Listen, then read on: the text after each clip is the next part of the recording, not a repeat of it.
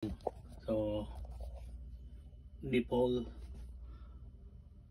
drilling. Ayan. Yung setup ko. Ito yung reservoir. Andito yung cutting oil coolant. So ito yung supply ko ng air.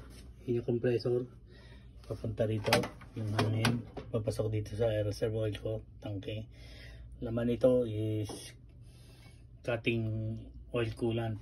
Tapos ito yung papunta rito sa coolant, lalabas dito. Ito yung air na galing dito sa tank na high pressure, pupunta rito, papunta rito sa talim ko.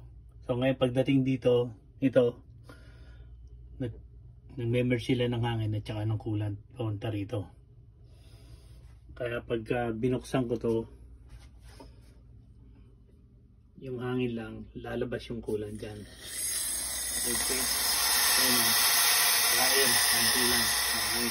Ay nagbotaw ng hangin. Kaya habang umiikot to, tinatapon niya lahat yung biruta sa loob. Yung biruta. Sabay ng coolant para hindi kumakapit.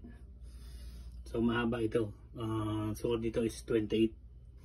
Yung binubutasan ko is 18 inches lang na brush. So ayan. Ayan setup. Ito yung adjustment ko ng air. Ito dun sa coolant. Dito may control din ako sa coolant. Ayan. Yan yung coolant.